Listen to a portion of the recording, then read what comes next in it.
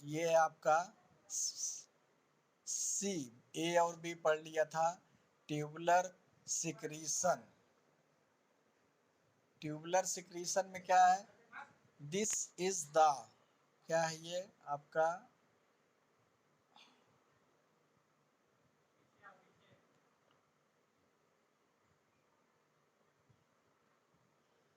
तो this is the final step in the formation of urine, during which the walls of tubule actively remove additional waste substance which are harmful to the body. Last step में क्या होता है, formation of urine, जो urine मूत्र का निर्माण है, during which the wall of tubule actively remove additional based substance, जो अतिरिक्त बेस्ड सब्सटेंस है उसको रिमूव करता है, जो कि हमारे बॉडी के लिए हार्मफुल होता है, and the have escaped filtration from the blood, और ब्लड के फिल्ट्रेशन से उसको बचाता है एक तरह से, that have escaped filtration from the blood, blood के फिल्ट्रेशन से जो बच जाता है उस समय, मतलब ब्लड नहीं आने पाता है और चीज़ों को रीअब्जॉर्प्शन हो जाता है। तो कल के डायग्राम में हमने आपको हर चीज़ का एक्सप्लेनेशन किया था। एक नेफ्रॉन का पूरा स्ट्रक्चर जो था उसमें, बाउमाइन कैप्सूल क्या है, ग्लोमेरुलस क्या है, एफरेंट और इफरेंट आर्टरीज क्या हैं, रीनल आर्टरी क्या होती है, रीनल वेन क्या होती है, और पीसीटी प्रॉक्सिमल कॉन्वोल्यूटेड ट्यूब्यूल और डीसीटी डिस्टल कॉन्वोल्यूटेड ट्यूब्यूल्स क्या हैं, हेनले लूप और ये सब चीज़ें। अब रीनल फेलियर, ध्यान दीजिएगा, जब हमारी किडनी कभी कभी फेल हो जाती है, the reduction in the ability of the kidneys to filter waste product from the blood and excrete them in the urine is called the renal failure. Reduction in the ability, kidney की क्षमता जब कम हो जाती है filter करने में waste product को blood से, और उसको एक्सक्रीट करके यूरिन को बाहर निकालने में, तो उसी को हम कहते हैं renal failure. This can occur due to the any injection, organ injury to kidney, very high blood pressure, very high blood sugar, or restricted flow the kidneys। तो ये सब उसके कारण हैं। अगर गलत इंजेक्शन कोई लग गया आपको, आपके बॉडी किडनी में कोई इंजरी है, हाई ब्लड प्रेशर है, ब्लड शुगर है, और sugar or restricted flow to the kidney. The regulation of the water balance, salt balance and control of blood pressure are impaired due to kidney failure। तो ये सब चीज़ें जो है disturb हो जाती हैं किडनी फेलियर की वजह से, वाटर बैलेंस बिगड़ जाता, साल्ट का बैलेंस और blood pressure. Failure also lead to uremia, in which urea and waste product get accumulated and other chemical disturbance are observed in the blood and tissue। क्या होता है इससे, लीड्स टू, मतलब यूरोमिया जो है, जिसमें यूरिया और वेस्ट प्रोडक्ट एक्यूमुलेट होने लगते हैं, कलेक्ट होने लगते हैं दूसरे भी केमिकल जो हमारे ब्लड और टिश्यू में, this leads to various disorder and symptom. The only long-term solution for kidney failure is the patient undergoes a kidney transplant। अगर किडनी फेल हो गया किसी का तो फिर लास्ट उसका उपचार होता है किडनी ट्रांसप्लांट किया जाए। आपको पता है किडनी नया लग सकता है, अब हार्ट ट्रांसप्लांट होता है, लीवर ट्रांसप्लांट होता है, लंग्स भी ट्रांसप्लांट होने लगा है। The damaged kidney is replaced with a matching kidney from a healthy donor। Match भी होना जरूरी है, ब्लड की मैचिंग होनी चाहिए plus kidney. If a suitable matching kidney donor is not immediately available, अगर मतलब तत्काल में कोई इस तरह का डोनर उपलब्ध नहीं है, then the patient has to undergo dialysis. Dialysis को हम आर्टिफिशियल किडनी बोलते हैं, जो कि पूरा मशीनरी सिस्टम होता है और बाहर होता है सब, और उसमें वही लाके आर्म के रीनल आर्टरी और वेन में मतलब उसका कर देते हैं। ब्लड गया किडनी के बजाय उस मशीन में फिल्टर हो करके पुनः वापस आपके बॉडी में जा रहा है, तो वेस्ट प्रोडक्ट या यूरिन बाहर। Then the patient has to undergo dialysis at regular interval, मतलब एक अंतराल पर उसको डायलिसिस कराना पड़ता है। In the process of dialysis, the blood is circulated through a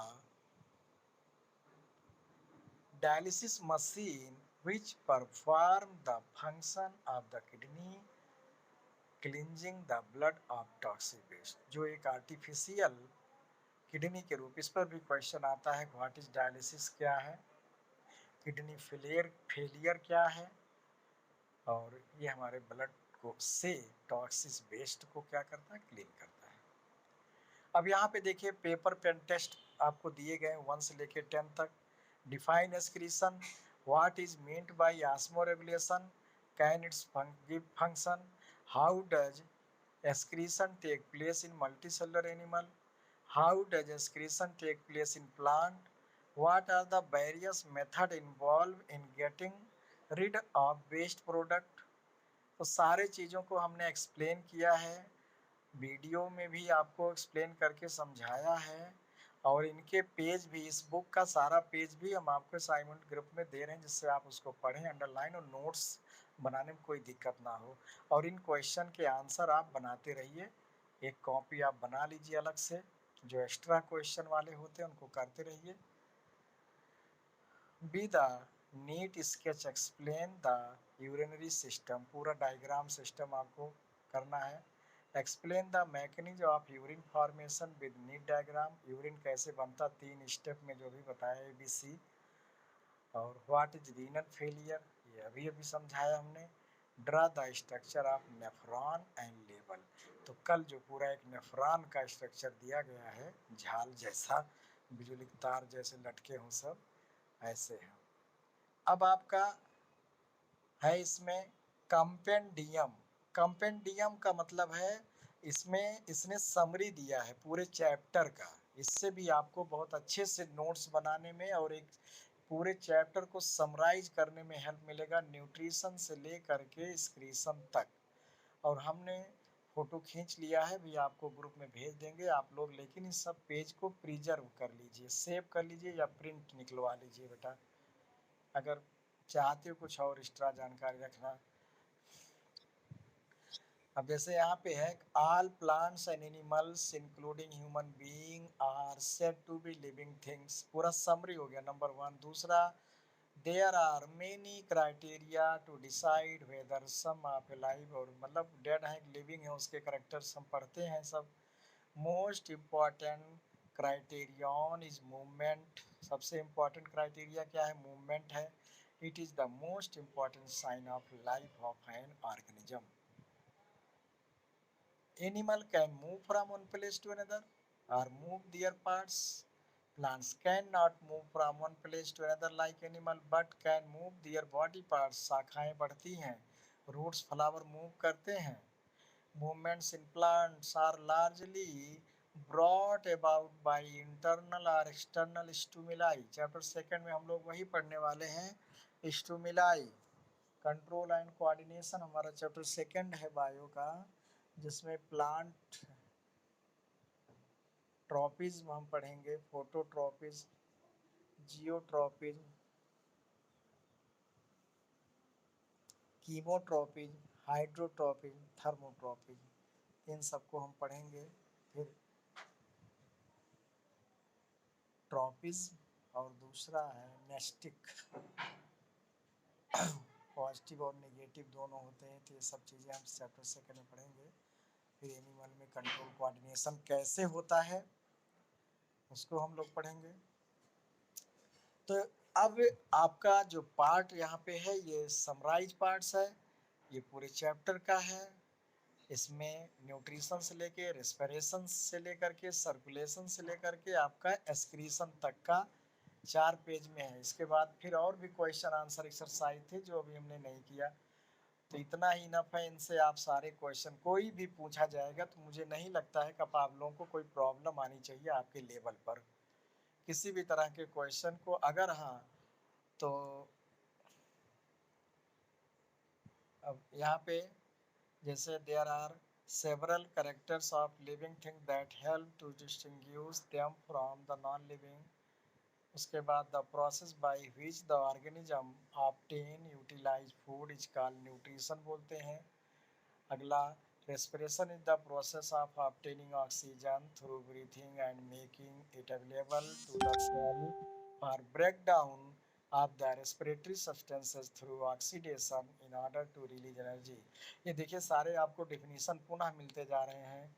The process in which substance such as food or oxygen are synthesized in one parts of the body इसको हम क्या बोलते हैं, और from another part ट्रांसपोर्टेशन बोलते हैं। The process by which the excess or toxic waste are removed from the body called excretion। The process which helps the living organism to receive information from the surrounding and adapt to the changing environment is called control and coordination। अगला है permanent increase in the size of the organism called growth. तो आपको नए नए term जो है मिलते जा रहे हैं डिफिनीशन।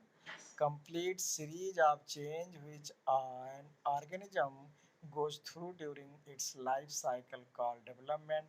अब देखिए ग्रोथ अलग हो गया, डेवलपमेंट अलग हो गया, मूवमेंट अलग हो गया। Entire organism move from one place, पूरा बॉडी जब मूव करता है एक जगह से दूसरी जगह तो उसको हम मूवमेंट बोलते हैं।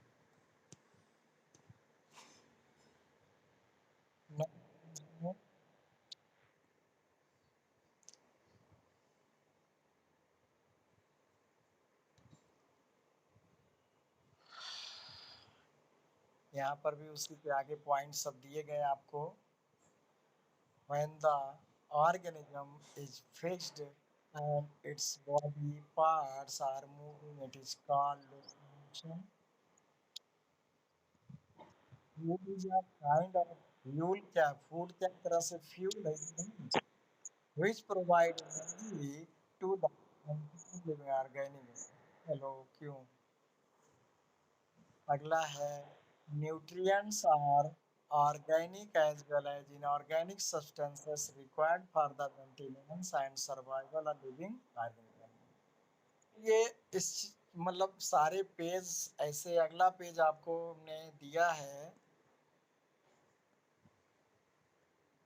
पेज नंबर 3 में भी है। यही सब पॉइंट सारे पॉइंट वाइज किए गए हैं।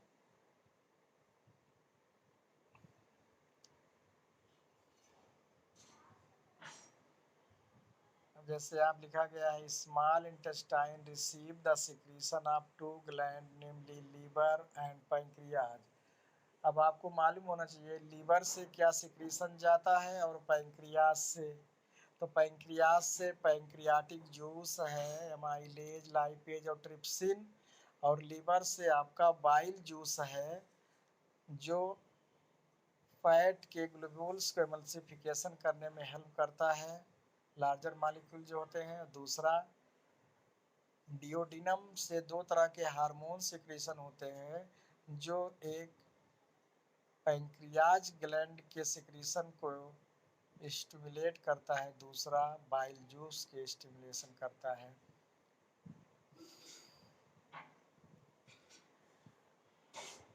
Liver is the largest gland बताया गया है। और thyroid thyroid gland is the largest endocrine gland होती है हमारी थायराइड ग्लैंड। एंडोक्राइन सिस्टम हम लोग पढ़ेंगे चैप्टर 2 में सब। Pancreas is the second largest gland in our body. उसके बाद लीवर के बाद जो है पैंक्रियाज का नंबर आता है। Pancreas secretes the all digestive fluid called pancreatic juice. Pancreatic juice contain digestive enzyme trypsin, nuclease, pancreatic lipase and pancreatic amylase. तो प्रोटीन के पाचन के लिए, फैट के पाचन के लिए और कार्बोहाइड्रेट के पाचन के लिए। Protein pancreas product two type of hormone बताया तुमने, जो कि ये दोनों तरह की ग्लैंड का काम करती है, एंडो और एक्सो। तो एंडोक्राइन ग्लैंड में के क्रम में ये इंसुलिन और ग्लूकागान, इंसुलिन जो है ग्लूकोज लेवल को मेंटेन करता है, ब्लड में ग्लूकोज नहीं बढ़ने पाता, जबकि ग्लूकान जो होता है ग्लूकोज के स्थिरीकरण में हेल्प करता है, ग्लूकोज ग्लाइकोजन में बदलने में। The inner surface of small intestine is specially adapted for the process of absorption, जो फिंगर लाइक प्रोजेक्शन होते हैं, बिलाई बोलते हैं उनको हम। Process of using digested food is called assimilation. तो ये सारा पॉइंट बेटा है, सब आप पढ़िएगा, पेज हम आपको सेंड कर देंगे। तो वीडियो फिलहाल बंद करते हैं।